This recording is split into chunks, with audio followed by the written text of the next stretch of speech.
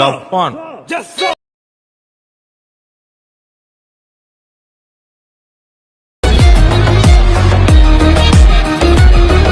Hello guys, இப்போ நீங்கள் ஸ்க்ரீனில் பார்த்துட்டு இருக்க மாதிரியான ஒரு சூப்பரான வீடியோவை ஜஸ்ட் உங்களோட ஒரே ஃபோட்டோ வச்சு எப்படி எடிட் பண்ணுறது அப்படின்னு சொல்லிட்டு தான் இந்த வீடியோவில் பார்க்க போகிறோம். ஸோ இந்த வீடியோ எடிட் பண்ணுறதுல ஏதாச்சும் டவுட் இருந்துச்சு அப்படின்னா கீழே டிஸ்கிரிப்ஷனில் நம்ம சேனலோட இன்ஸ்டாகிராம் பேஜ் அண்ட் டெலகிராம் குரூப்போட லிங்க் இருக்குது. அதில் வந்துட்டு எனக்கு மெசேஜ் பண்ணிங்க அப்படின்னா நான் உங்களுக்கு டவுட்ஸை கிளியர் பண்ணுறேன். அதே மாதிரி நம்மக்கிட்ட paid photos and videos editing அவைலபிளாக இருக்குது. யாருக்காச்சும் இன்ட்ரெஸ்ட் இருந்துச்சு அப்படின்னா எனக்கு இன்ஸ்டாகிராமில் வந்துட்டு மெசேஜ் பண்ணுங்கள். நான் உங்களுக்கு ப்ரைஸ் டீட்டெயில் சொல்கிறேன். நீங்கள் எந்த மாதிரி ஃபோட்டோஸ் அண்ட் வீடியோஸ் கேட்குறீங்களோ அந்த மாதிரி வந்துட்டு எடிட் பண்ணி தருவேன்.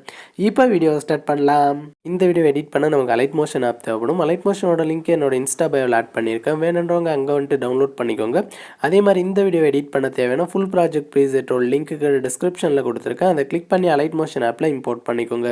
ஓகே, இம்போர்ட் பண்ணதுக்கப்புறமா இங்கே கீழே ப்ளஸ் ஐக்கன் பக்கம் ரைட் சைட் ப்ராஜெக்ட்ஸ்னு இருக்கும். அதை கிளிக் பண்ணிங்க அப்படின்னா நீங்கள் இம்போர்ட் பண்ண அந்த ஃபுல் ப்ராஜெக்ட் ப்ரீசெட் வந்துட்டு ஃபஸ்ட்லேயே இருக்கும்.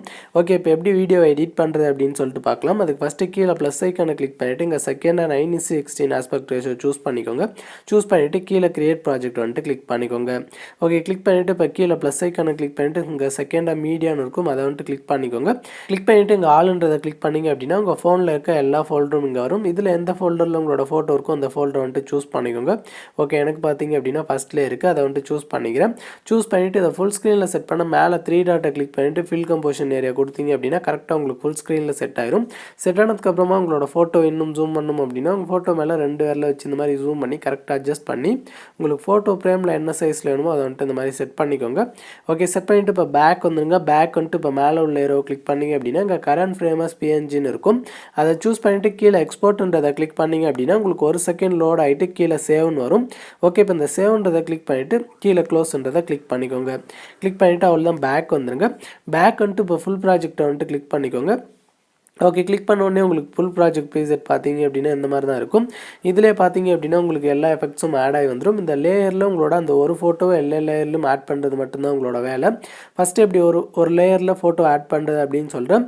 சேம் அதே மெத்தடில் பார்த்தீங்க அப்படின்னா எல்லா லேயர்லையும் அதே ஃபோட்டோ வந்துட்டு ஆட் பண்ணிக்கோங்க. ஓகே, ஃபஸ்ட்டு பார்த்தீங்க அப்படின்னா அந்த லேயரை கிளிக் பண்ணிவிட்டு கீழே கலர் அண்ட் ஃபில் ஆப்ஷனை கிளிக் பண்ணிக்கோங்க. கிளிக் பண்ணிவிட்டு இங்கே ஸ்டார் மாதிரி இருக்க ஆப்ஷனை கிளிக் பண்ணிக்கோங்க.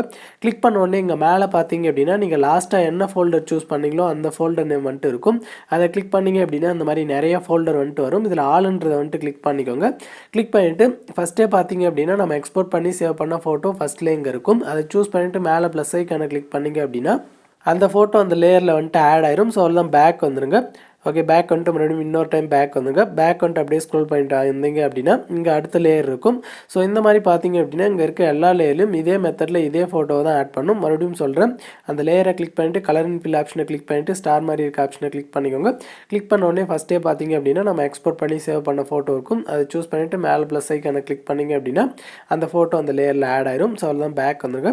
பேக் வந்துட்டு இதே மாதிரி தான் பார்த்தீங்க அப்படின்னா லாஸ்ட் வரைக்கும் எல்லா லேயர்லையும் இதே ஃபோட்டோவை ஆட் பண்ணிக்கோங்க. ஓகே, இப்போ லாஸ்ட் வரைக்கும் எல்லா லேயர்லையும் சேம் ஒரே ஃபோட்டோ வந்துட்டு ஆட் பண்ணிவிட்டேன். ஸோ வீடியோ எடிட்டிங் பார்த்தீங்க அப்படின்னா ரொம்பவே சிம்பிளாக முடிஞ்சிச்சு. இப்போ இந்த வீடியோ எக்ஸ்போர்ட் பண்ண மேலே உள்ள ஏரோ கிளிக் பண்ணிவிட்டு இங்கே வீடியோக்கு சைடில் ஒரு சின்ன ஏரோ இருக்கும். அதை கிளிக் பண்ணிவிட்டு இங்கே எக்ஸ்போர்ட் ரெசல்யூஷனை 720 பிக்சலில் செட் பண்ணிக்கோங்க. செட் பண்ணிவிட்டு கீழே எக்ஸ்போர்ட்ன்றதை கிளிக் பண்ணி உங்களோட வீடியோவை எக்ஸ்போர்ட் பண்ணி